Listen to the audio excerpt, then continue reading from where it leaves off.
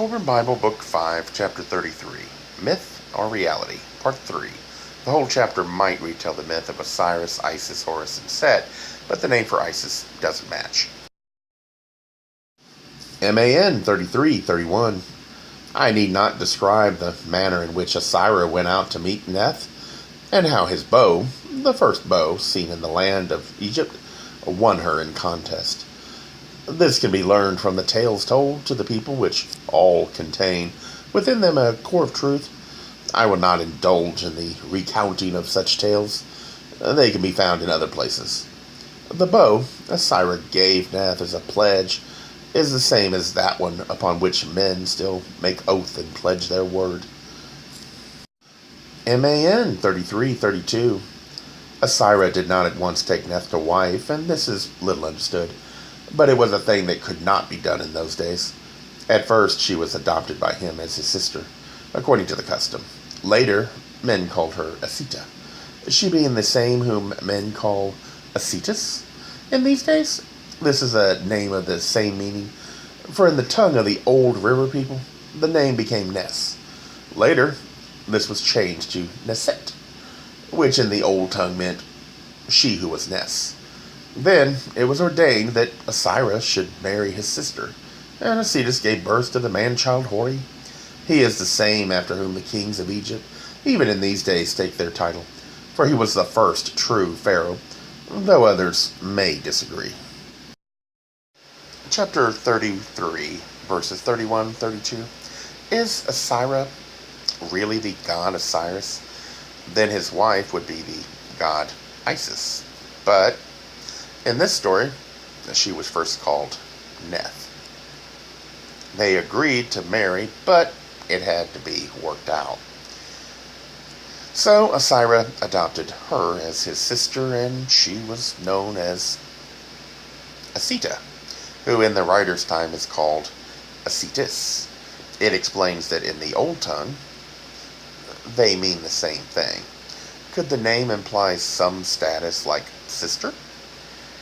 It is then changed to Ness, and in the old tongue, that would be Neset, meaning she who was Ness. Again, a title change. Maybe. She went from sister to betrothed or wife to Osiris. And so the name was again changed.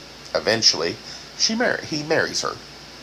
Then, all of a sudden, we go back to Osiris, who gave birth to Hori. Then the writer says Hori is the same that all future pharaohs take their title from. In Egypt, that is Horus, the son of Osiris and Isis.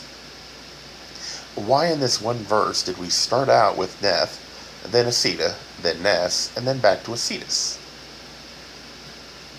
That seems to imply a title to me. Neth itself is a title since she was a leader in her own country. Or could it mean that Osiris and Osiris had been living as husband and wife, and when Osiris became pregnant, the citizens would now accept Osiris marrying her since it was a male child, and would mean a successor to Osiris. That would explain why we seem to go back to Osiris, maybe.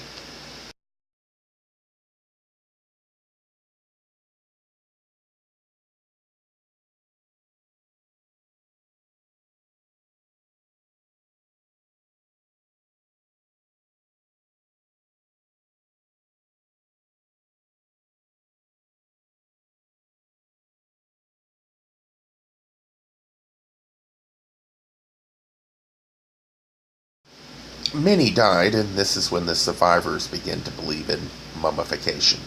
After losing so many people, the survivors felt God abandoned them. It was the leaders that showed how a man could die and come back using herbs.